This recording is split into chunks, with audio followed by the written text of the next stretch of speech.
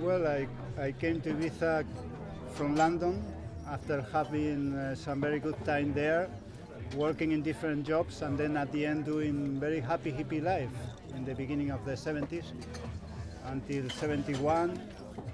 Then I went to Amsterdam for a while also, living in communities, hippie communities, somehow full of hope of changing the world to something fantastic for everybody in those days. And I arrived in Ibiza around 75. I was making mainly jewelry, ceramic and paintings by then, and playing drums in my free times. And then around 20 years ago, together with Pierre and other friends, we started to create Benny drums to play music a little bit more serious and to find also our own way, because this is basically the way we play.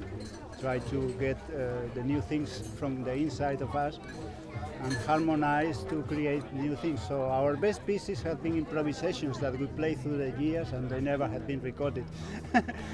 But some people enjoy them for sure. Let's just talk about what it was that brought you to Ibiza. You mentioned that you'd heard, rumors about the island and from here as well. What was the draw to come here? What were you hearing, kind of underground?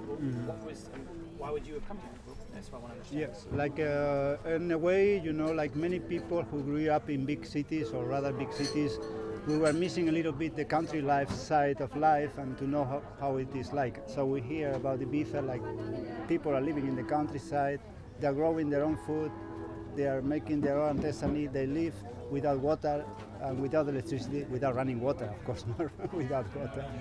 And that was very attractive for a change, and when I arrived here I saw that really is a way of living that I prefer than to be in a city always with a lot of movement, action and all that. About music, I don't know if I should tell you something now or you prefer to hear something else about my life, like I was born in Malaga, even I was conceived in Madrid and I grew up in Madrid, and I also was a helicopter traffic air controller, by the way, for a while I did many things.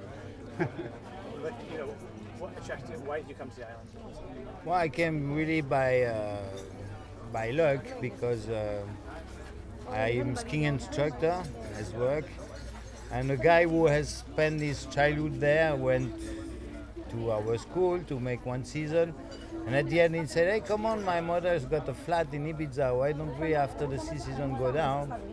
And I went down, and I really straight away fell in love with the island. Straight away, I was there, and the main reason that I fell in love is that I'm a little bit rebel, I think we are not free. All the supposition that we are free said now in the world lies and manipulation, because we are not free. We're not free. But this place was really free when I came, because you could smoke, you could be naked on the beach. Nobody was afraid of it. You didn't see, obvious it's Catholic here, but we didn't have the feeling it was Catholic, because there is influence from Buddhism, there is influence from Morocco, from Africa, and it's so close that the people touch each other and have learned to be tolerant with each other. It's only when you are separate from the others that you might become intolerant. So I find this freedom fantastic, and I came every year after that. Touching on freedom, let's just talk about the changes in the last 10, 15, 20 years. Tell me a little bit about the change you've seen, if there has been change, or what the change has been, why the change may have happened, and what that means for the island now. Is the island becoming more conservative, or is it becoming more liberal? What's happening? It's quite a mixture of all of that in reality. Of course, the original hippie movement is not so abundant anywhere else, also, not here and not anywhere else. But still the basic spirit of the island, I think, is here, is maintained. And you can see in the rather relaxed way of living, and also in the very good parties that they are going on in the island, and the wonderful little beaches that you can find around that can give full inspiration for any kind of art or creativity.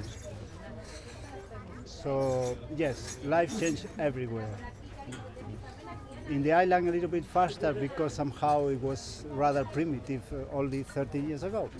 So a little bit faster. But it still keeps something very, very good and very positive, and most people appreciate that when they arrive to Ibiza. So everybody who is interested in knowing the island is very welcome. Do you think that the way the island is changing now, for future generations, you know, for the kids who are growing up here, will it be worse? Is there less freedom? Is the government or is the commercialization closing things, or is it opening more doors? Well, I've got an idea about that because everybody, for instance, when you speak about the hippie movement, everybody thinks that the hippie movement is from 60, 70, 73 till the death of Janis Joplin. But the people who initialized the idea and the spirit of the hippie movement, they killed the movement in 67 because they already see how it's going to be recuperated by the commercial way and how dangerous it can be for young guys coming in San Francisco with flower in his head and falling in the hand of dealer with bad drugs and everything.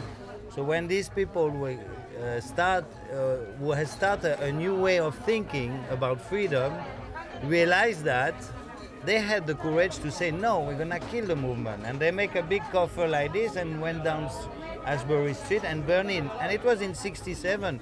And everybody thinks that the movement ended up in 73. But this is not true. You know what it is? Now you have in Ibiza a lot of freedom. And everywhere where you have a lot of freedom, you have a lot of stupidity. People coming with no stupid attitude. And taking drugs, taking cars, and having too much accident and things. And so then what's happened? Then they try to squeeze the movement. Yeah, in that sense, Ibiza went a little bit worse, of course. We have more craziness around in a way, yes. Let's say abuse of certain things. Abuse of freedom and abuse of madness in a way. Not everybody's like that. A lot of people say that Ibiza is really famous for two things. On the one hand, it's famous for freedom, and we're exploring is that freedom still exists. On the other hand, obviously, Ibiza is famous for these parties and the house music scene that seem to get just more and more and more outrageous. But what's that? Those were the outrageous, days. just bigger and bigger, and more drugs, more sex. Every year, more and more, bigger and bigger. These great parties. But the funny thing is that they both the parties that started from the hippie movement. Yeah. Yes. Talk to me a little bit about did you see that coming? Because part of the hippie philosophy is to live the life in such a happy way that you can do what you enjoy, and life is a party in a way. That's basically, in a way, hippie movement and hippie ideas. Is we are born to enjoy, and no room for violence. And no room for lies and things like that. So it's most of it. I don't know exactly. What shall I say now? No, but they try. I think now, actually, everywhere where there is a spirit, a nice spirit with an idea about freedom, love, and so, you have the stealer who come, the one who want to make absolutely money with it and want to make it so bigger that at the end nobody want to come because it stink. So they now try to ban some free parties and to draw us to the place where you pay 50 euro the entrance and so, and they try to win these things, because if you have a free party on a beach, which is free, given by musicians like us, I've been playing with him many years in a beach in the north of the island for free. Even the people are looking like that, and very few times they think, maybe they would like a beer, but it's free. So they come and they watch, and it's free for the people. And then it becomes big, creates some problem. And of course, you cannot protect a free party if you ask them to privilege to make their own security and the things, then you cannot give the security to a free party. So it's the success we create sometimes some problem. But the thing is that to band now, if you are more than 30 or 40 people in a finca, in a farm, I mean, if you make a birthday party and you invite your friend, I think you are illegal now. Kind of, or could be. Because you should ask, or I don't know, but they seems to really to control a little bit this freedom we had. And of course, I don't like it. Yeah, I think the decisions that we mankind make based on fear, I think they're never good decisions. And so when the people grow in freedom and they make more parties, when in reality nothing bad happens, only that people are happy. And they don't want to allow that because of fear. I don't know exactly which kind of fear. I think they are acting wrong because they're missing something wonderful, you know. Something that was anyhow, I suppose, forever like that in mankind. When the people want to make a fiesta, a party, a meeting, sing together, play together, dance together, why not? I read in the news a few days ago that in San Agustin, I think San Jose, two little parties, no more than 20 people were stopped by the police. I don't know if they were too noisy, but it's like, what? We're going to have to ask permission to get a family party to celebrate the birthdays if we continue like that, no? So, no, I think a little bit more freedom is better for everybody. And everybody likes to enjoy. And of course, majority of the people comes to Ibiza for dancing and being happy and listening good music and having good time and of course party life. That's been always. Without electricity in the country houses, around a fire, we did it. And with electricity, with DJ, we do it anyway. Small, big, here and there. Party cannot stop. You can't stop the party. No. So let's talk. Tell me a little bit about when you first came to Ibiza. What year was it? It was 19... Around 75. I'm not completely sure. Yes. What was the experience like then? As soon as you got off the plane, what was Ibiza like at that time? Yeah, first of all, it was such a tiny airport, and now it's bigger. And then tiny roads, and then country road, no asphalt, and houses, beautiful gardens, birds, clean water, transparent clean water, no jellyfishes, happy people from very many different places of the world, and everything was positive from my point of view. Sometimes a little difficult to make the money to survive, depending on the needs or ambitions of everybody. And in general was nice, and it still is nice. It still is nice, even with the changes. What about the people? The attitude of the local people on the island, is it the same? As he said, maybe people are in a way more crazy in the way that maybe they drink too much more now than before, and there are some more accidents. But the craziness about dressing or this nice craziness, I think it was more before than now. You know? Now it's becoming more standard. We cannot avoid globalization. Wherever you are, everything will become more similar to the rest. You touched on, which is quite interesting for me, that when you guys first came to Ibiza, it was very free. If you wanted to smoke, go ahead. You could do whatever you want. But there was a time, I don't know, maybe sometime in the 70s when hard drugs started to come in, chemical drugs started to come to Ibiza. Was there an immediate change? Because obviously I was assuming that hadn't been there before.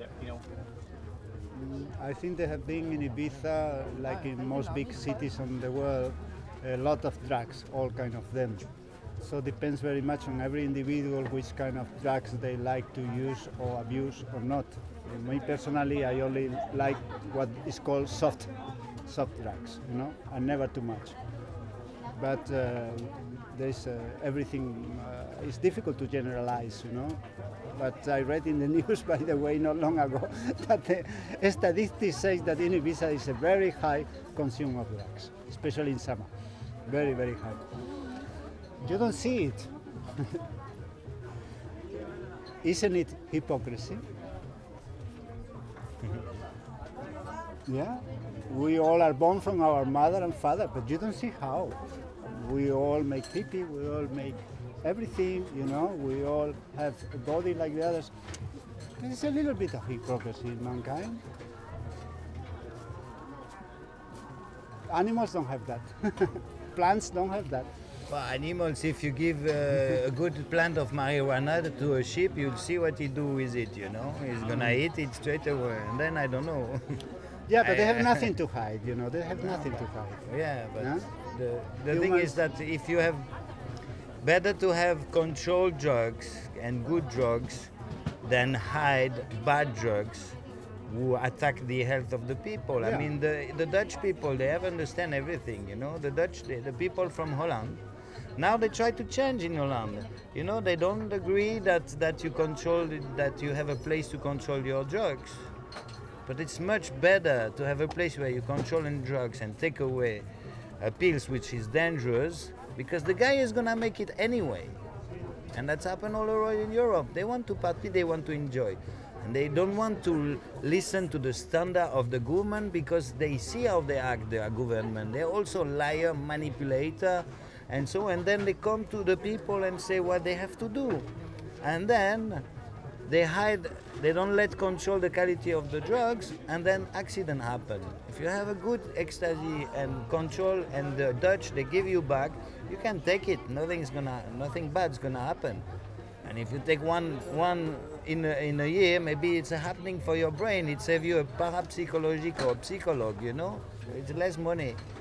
If you take one every week, then you're a stupid guy, you know. If you take every week for party, you take ecstasy, you're crazy because you maybe damage your stomach or your things, you know. But who they are to tell us what to do with my body? Who they are to tell me that I cannot kill myself? Who they are? I don't accept.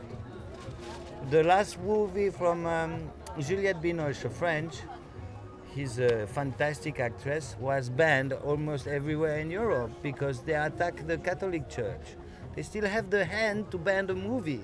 And then they make you smile, and then the Pope accept Monsieur Bush for his good morality, you know? Accept, and say to Monsieur Bush, you have a good morality. Which morality? The morality for America not to sign the right of children? This is very moral, huh? Everywhere American people, they have children on the planet, but these children, they have no right, they don't exist because the America don't want to sign it. And then welcomed by the Pope, this is gonna explode. We are on the point to have a new revolution. They're gonna discover that everything was a big manipulation. And when they're gonna discover there's not gonna be Pope anymore, it's not because there's not because it's the end of the world or whatever, you know. It's just because they're not gonna need a Pope anymore. So, you know, I go like this because I don't like when freedom is attacked. And freedom is attacked in name of quoi? Of our security? But it's their own fault if we cannot have good drugs. Their own fault.